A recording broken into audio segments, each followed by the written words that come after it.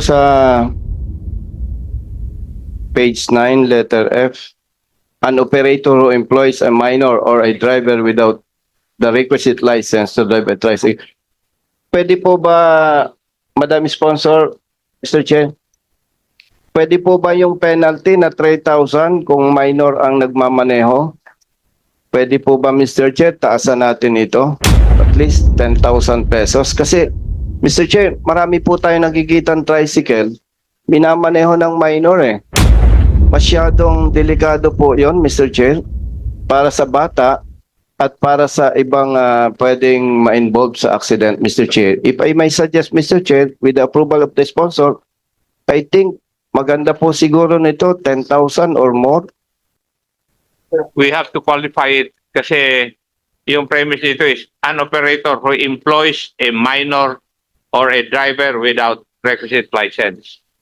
So, i-separate natin for the minor kung mas mataas. Okay.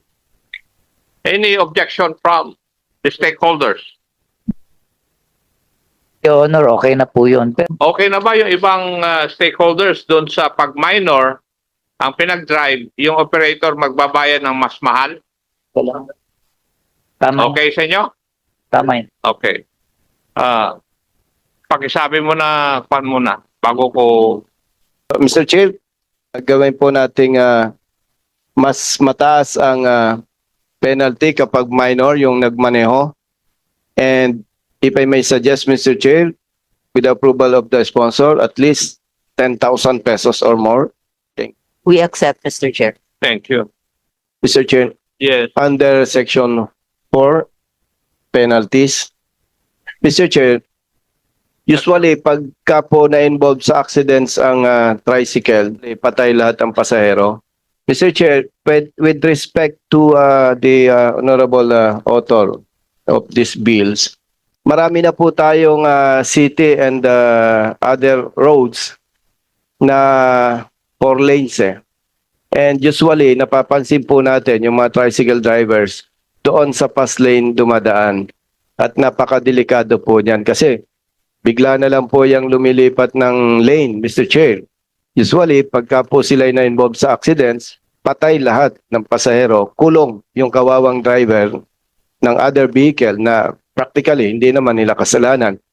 So, with respect to the honorable sponsor, Mr. Chair, baka pwede pong maidagdag ito at bigyan ng mataas na multa itong mga tricycle violators na ganito. Actually, ilan lang naman po ito. Kaya lang, kailangan po siguro natin bigyan natin ng attention ito, Mr. Chair.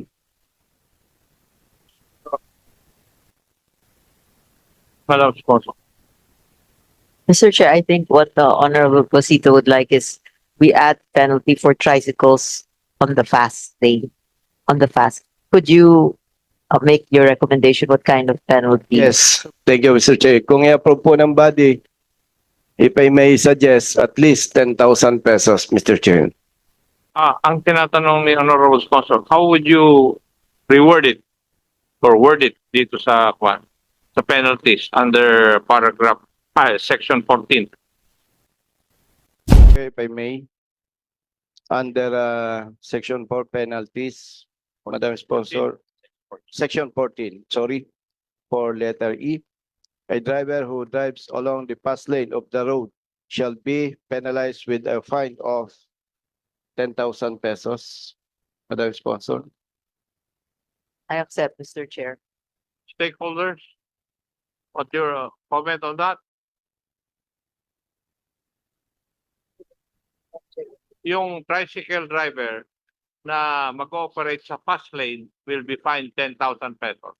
Okay lang, Your Honor, para matuto. Pero lang ang masasabi ko, matitigas talaga ang ulo, Your Honor. So, siguro dapat lang po. Alam mo pala ano? Yes po, kasi pinapahuli ko mismo, Mr. Chair. Sa Masinag, tama. Ganun na lang. Nagsisignal ka na pakanan o pakaliwa, sisingit pa rin. Galit pa, Mr. O kung Chair. bubusinahan mo, titingnan ka pa ng masama. Galit pa. Eh, Mr. Chair, experience namin to araw-araw eh. Yes. Mr. Chair, if I may add, Actually, hindi po ang punto natin dito, kaya minanifest natin ay para lang matuto. Ang mabigat po dito kasi, pag namatay ang tao, patay yan. Wala nang second chance. Yun po ang intention natin dito. And sa inyo pong lahat, especially sa sponsor and Honorable Chair, maraming salamat po. Kasi talagang napansin po natin, Mr. Chair, kawawa talaga yung mga pasahero. Patay talaga lahat. Kulong pa yung driver na wala naman talagang kasalanan ang may problema yung tricycle driver. So again, Mr. Chair, maraming salamat po. And to Madam Sponsor, thank you. Thank you, Your Honor.